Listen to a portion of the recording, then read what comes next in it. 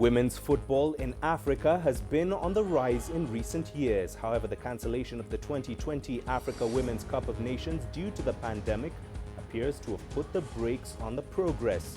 On tonight's Sports Scene, we look at how this decision by the Confederation of African Football has impacted the women's game. Hello and thank you for joining us on Sports Scene, where we put African sports front and center. I'm Mahia Mutua in Nairobi, also coming up on the program. We interview Kenya national team head coach David Ouma on Africa women's football matters. And South Africa's men's 400-meter star Wade van Niekerk speaks to us on his much-awaited return to action.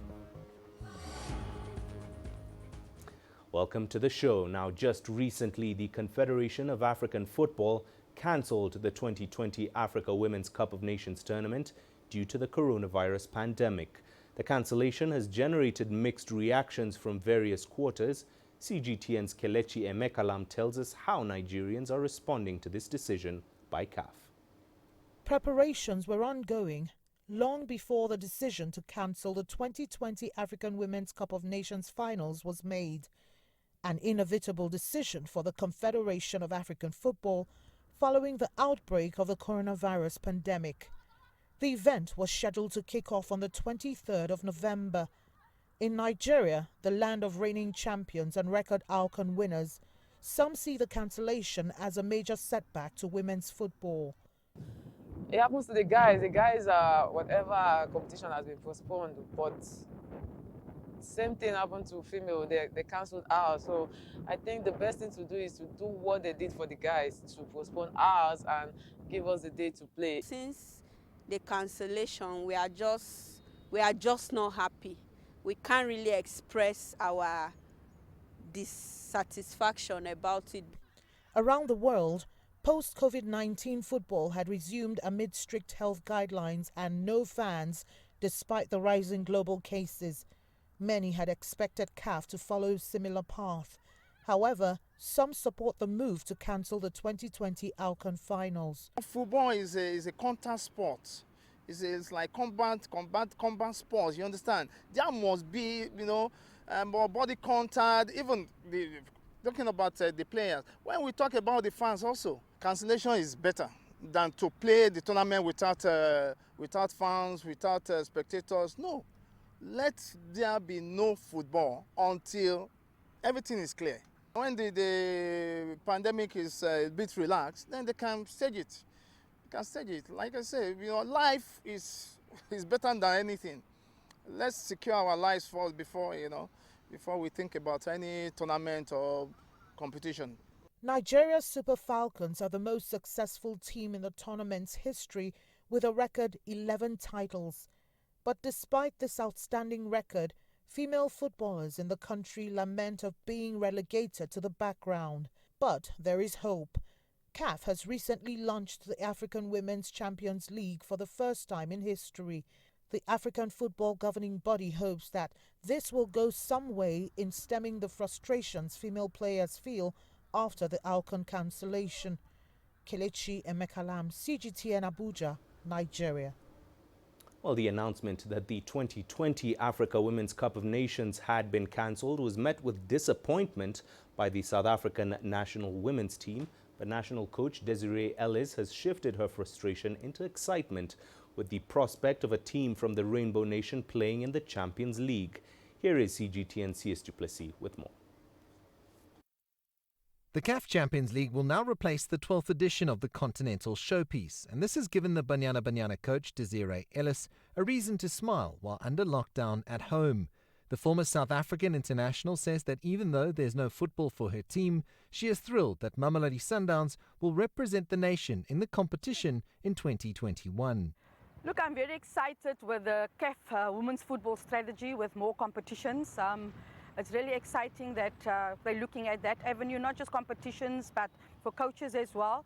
With the Champions League coming on board now, It allows countries on the continent to now get their house in order. It allows countries on the continent to make sure that their leagues are up and running, because playing in the Champions League is really huge. And which country doesn't want to be represented in the Champions League? The CAF Women's Coach of the Year winner remains positive that football will return, but for now it is all about keeping her squad motivated with daily programs wherever they may be based in the world. I can't even imagine how much they miss the game, because that's the only thing we talk about, but we all know the top priority is staying safe, and at the moment football comes second, and when there is a time that football comes first above that, that's when we'll really enjoy going back onto the field. Despite there being no football in South Africa, it hasn't prevented the movement of several players to overseas clubs, including captain Janine van Wyk, who has joined Scottish giants Glasgow FC. Well, I think it's fantastic that so many players, South African female players, are playing abroad. And I think it really stems from us qualifying for the World Cup and participating in this major event. And I always said that once South Africans qualify for major tournaments such as the World Cup or the Olympic Games, you know, clubs from abroad will always pick up the talent. And I think that is exactly what happened for us.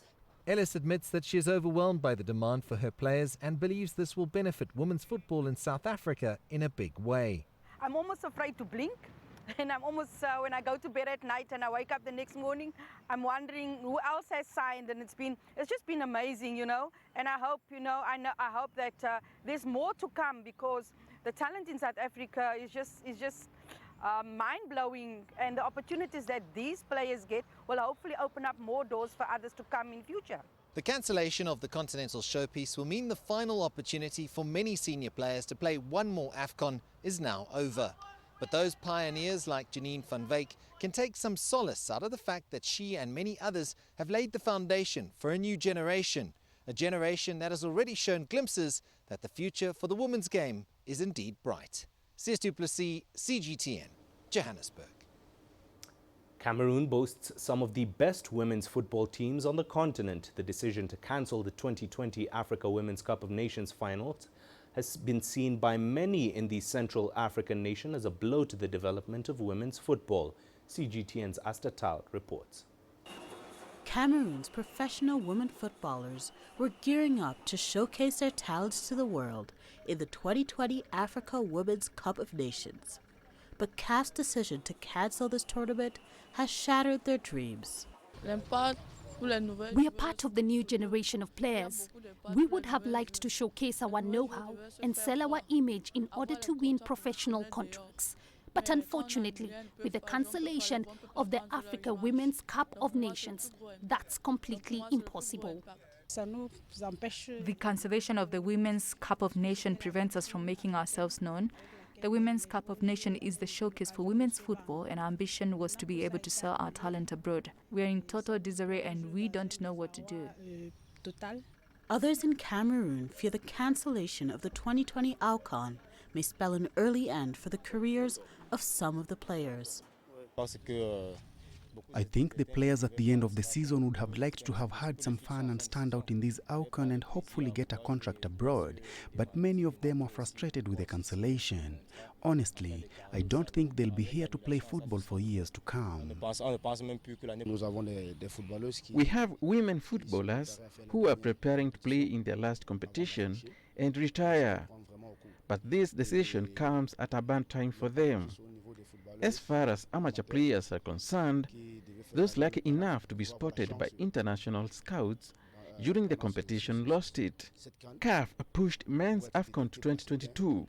They should have pushed the women's competition a little bit. The local African federations lose a lot with the cancellation of the women's AFCON.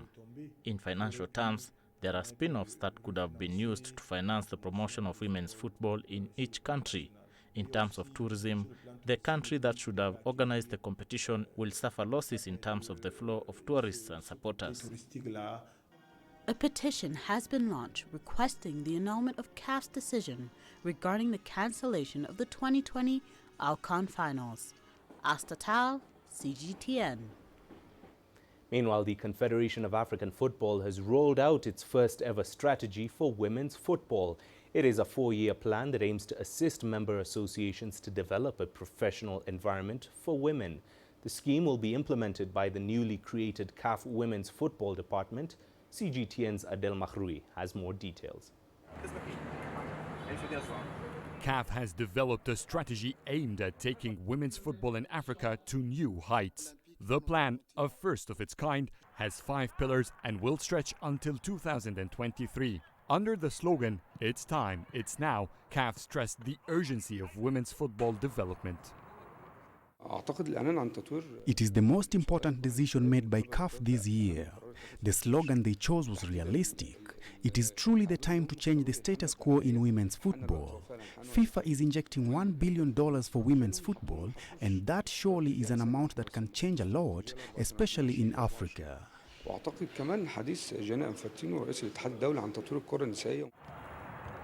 CAF aims to develop the talent of current women players while hunt for new ones among young girls in schools.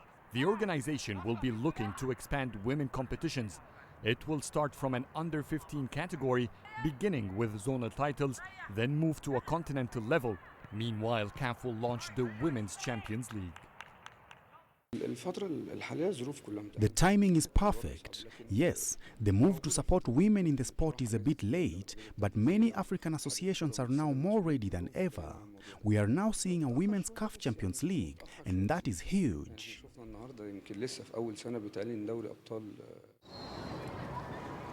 CAF wants to create a globally appealing brand for African women's football. Work has already commenced, and many national associations are now tasked with developing their own plan to accelerate the development of women's football.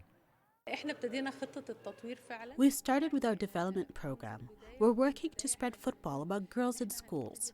Starting next year, there will be bonus education points given as incentives for students who practice a sport. All public youth centers are now establishing women teams. We've also trained referees. We've introduced futsal and beach football to women. We want to empower women. We don't want football to only be a hobby for women. We want it to become a profession. The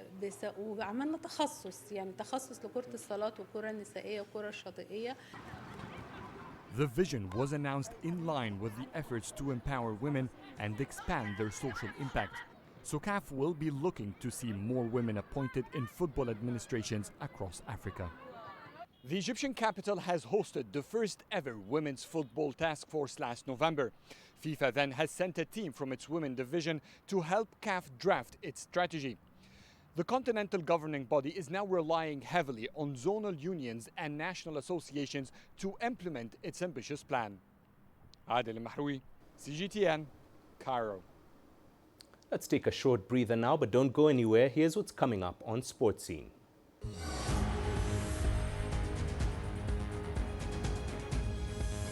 We interview Kenya national team head coach David Ouma on Africa women's football matters.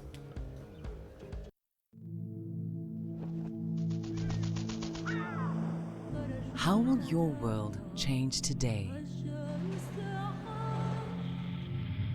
What happens here? What happens there? Or what you make happen for yourself. If it matters to you, it matters to us too. Your stories are the stories that need to be told. Africa Live. Find your voice.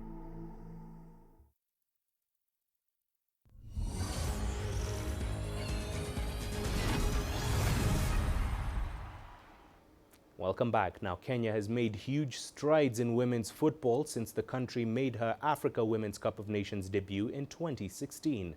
Despite missing out on qualification, Harambe Starlets head coach David Ouma spoke to CGTN's Mohamed Abubakar on the impact the annulment of the 2020 finals will have on women's football in Africa.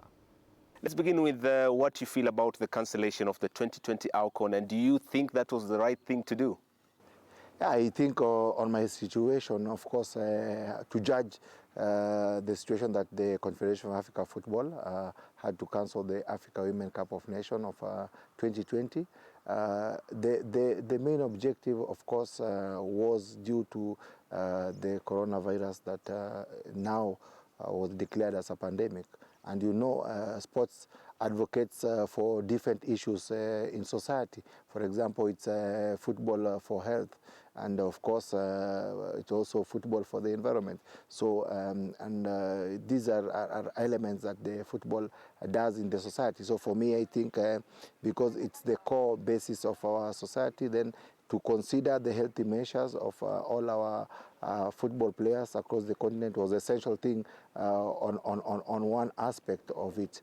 It's the right situation to cancel the tournament in 2020, but of course, because you know the women football in Africa has developed tremendously based on the participation of African teams in the World Cup that was held in France.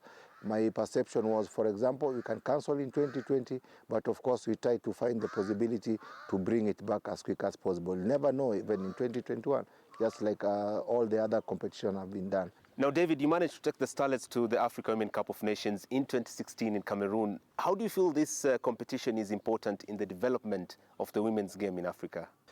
Yeah, I think the most essential thing for me, I want to congratulate my member association, the Football Kenya Federation, through its presidency, because, you know, in 2016 we had a new dispensation, and at this moment, we are having a very good run for the women football in Kenya particularly. And for me, I think each country or each member association, if they can have this kind of leadership within their countries, then I think the development of women football in Africa will be tremendous.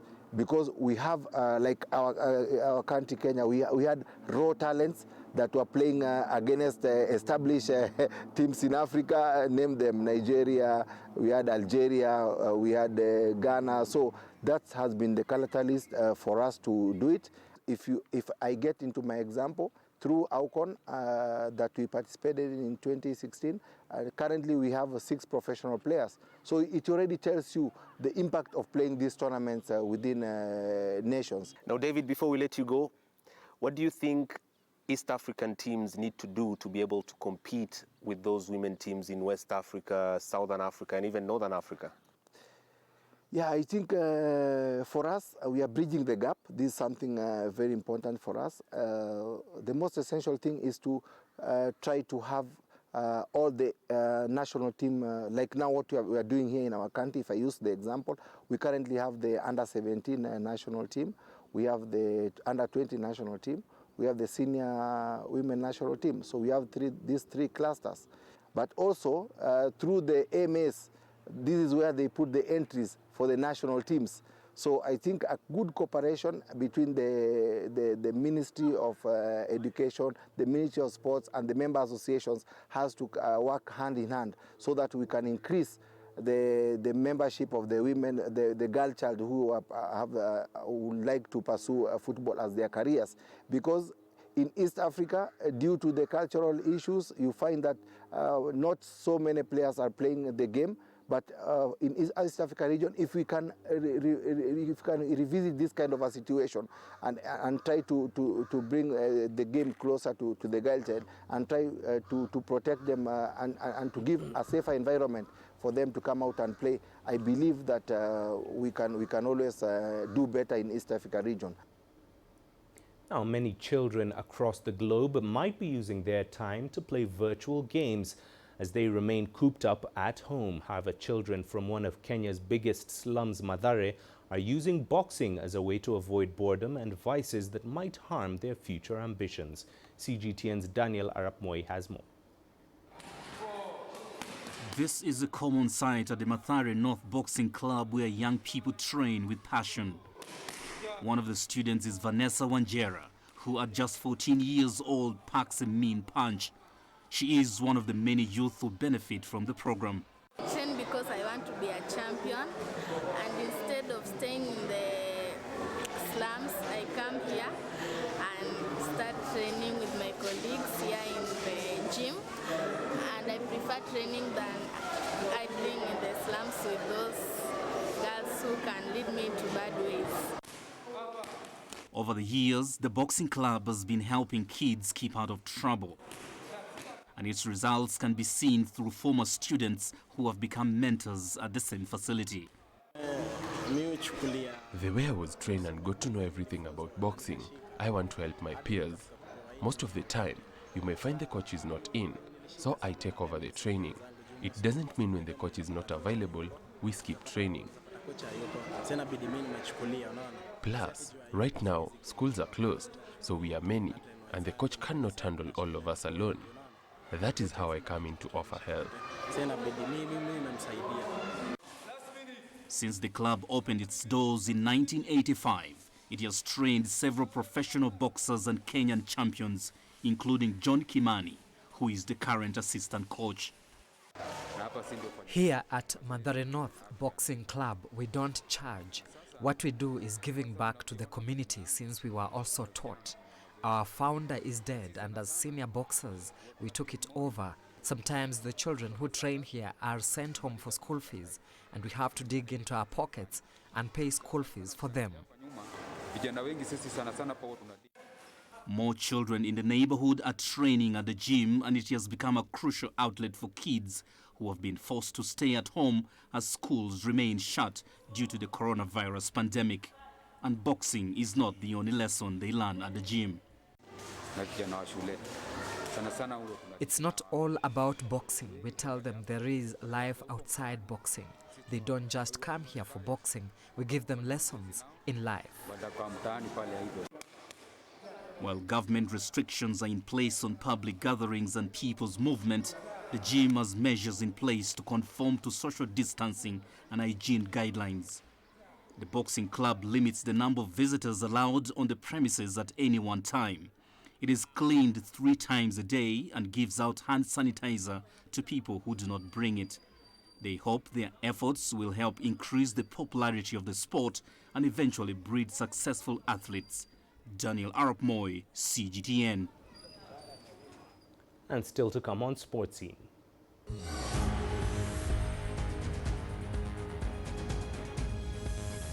South Africa's men's 400-meter star Wade van Niekerk speaks to us on his much-awaited return to action.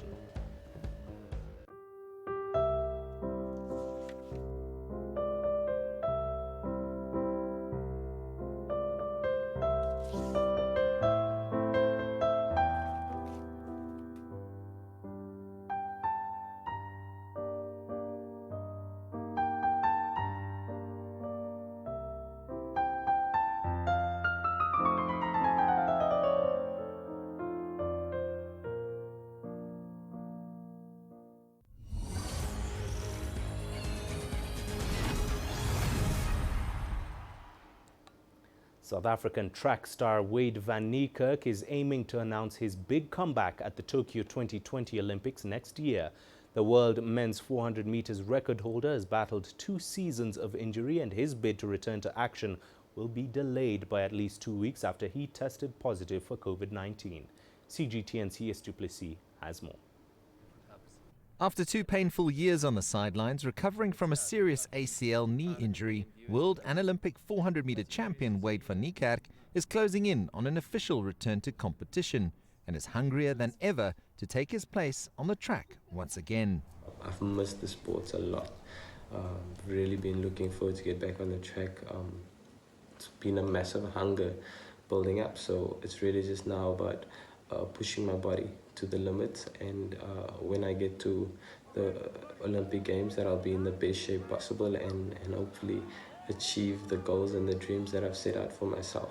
The 27-year-old, who has managed to leave South Africa during lockdown and base himself in Italy for the remainder of the European season, wants to use his time effectively with less than a year to go until the Games next year. While in Italy, I think it's very important for me now to get some races in, get some great training momentum in, so that I feel confident and strong for 2021 Olympics. Right now, it's really just about getting myself out there, exposing myself to races, so that I'm confident for the next year. So just about using this now as positive momentum for 2021. The COVID-19 pandemic has in a way been a blessing in disguise for the fleet-footed Niekerk, who has experienced several false starts en route to his comeback. But now, with additional time on his hands and an insatiable hunger for more success, the world and Olympic champion is more motivated than ever to pick up where he left off when he stunned the world 4 years ago in Rio. I've been out of the sport for way too long now, and now it's really just about focusing my mind and my heart onto the goals that I've set, and breaking my world record again is something that I feel is very important and something I really need to do for my own personal growth and for my growth as an athlete, and just try and improve my record to the best of my ability. I feel I'm still very young. I feel I still have so much to achieve, and breaking my record will definitely be one of the first things that I want to achieve, getting back to the track. Unfortunately for Niekerk, his return will have to wait another 2 weeks after testing positive for COVID-19, shortly before he was meant to participate in the 100 and 400 meters at the Trieste meeting this weekend. It is a setback for the fastest man over a lap, but one he will take in his stride as he prepares for his comeback, which he describes as the quiet storm. CS du Plessis, CGTN, Pretoria. And that's it for this edition of Sports Scene. Thanks for watching. Do remember you can send your feedback to the contacts on your screen now, and give us a follow on our digital media platforms. Tune in next week for a 4-day series that will end with a special Sports Scene show, the 2020 Olympics, The Dreams Lives On. We'll take you on a journey of how the best athletes on the continent are coping with postponement of the Tokyo Summer Games.